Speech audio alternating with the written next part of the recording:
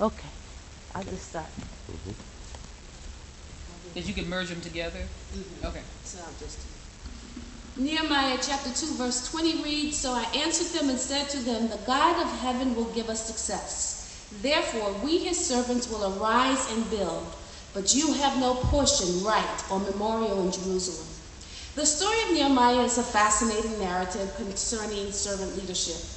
Within chapters 1 and 2 of Nehemiah, we're going to look at how he related to God in each situation, how he dealt with the people, including those who opposed him, and the example Nehemiah set. Under the Babylonian rule governed by Nebuchadnezzar, the Jews were taken into captivity. They were oppressed, made fun of, had no power, no temple, and had plenty of enemies. They were ultimately strangers in a strange land. It was charged against Nebuchadnezzar that he would not let his captives go home, which is referenced in Isaiah 14 and 17. Babylonian was then taken over by the Cyprus king of Persia, who was appointed to the governorship by Darius the Mede. The Lord moved on Cyprus' heart, Cyprus king of Persia. The Matthew Henry commentary states that Cyprus did not know God nor how to serve him. However, the Lord knew him and how to serve himself by him. Cyprus allowed the Jews to either stay in Persia or return to their homeland in Jerusalem. Now entering Nehemiah. Nehemiah was a cupbearer who served under King Artaxerxes. Nehemiah was in the city of Susa, which is the capital, inquiring about his brothers and sisters who stayed in Jerusalem. These exiles actually returned back to Jerusalem. And in the book of Nehemiah, they are considered the remnant.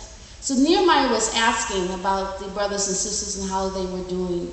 And the brothers and sisters said that they were distressed and under reproach.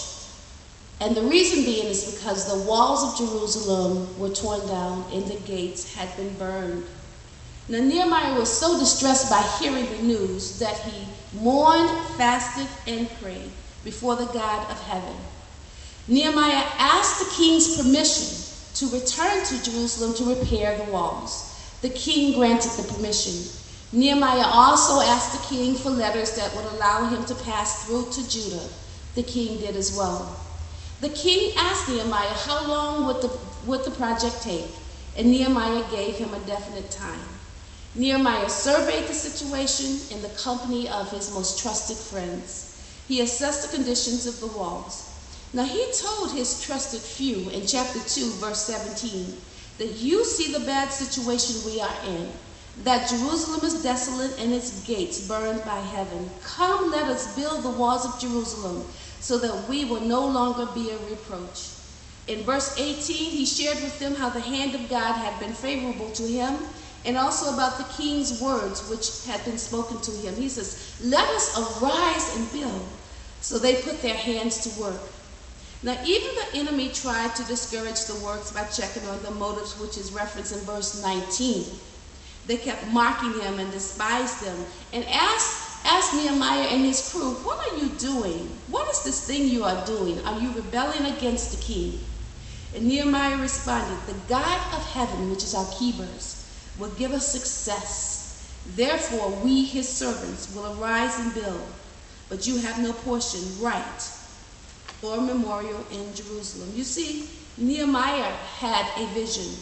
He had a vision of the goal to be achieved. He decided on the proper cause of action. He motivated others to share his vision and to become actively involved. He delegated his authority and assigned tasks. And he worked and supervised and checked on the performance of the task until it was completed. You see, Nehemiah was not only concerned with the physical rebuilding and restoration of building of the walls and repairing the burnt gates. In the chapters following, you will read about how Nehemiah worked to secure the gates, how he asked Ezra the scribe to bring the book of the law of Moses to read to the people, and to bring their hearts back to the God who had brought them out of captivity in the first place. So when God called you to do an assignment, wherever you may be in your walk, you first confess your sins to God. then you pray to seek God's wisdom. God is always in the details. And then thirdly and finally, stay with God's plans because he will never fail you. I thank you and may God bless you. Yeah, go ahead.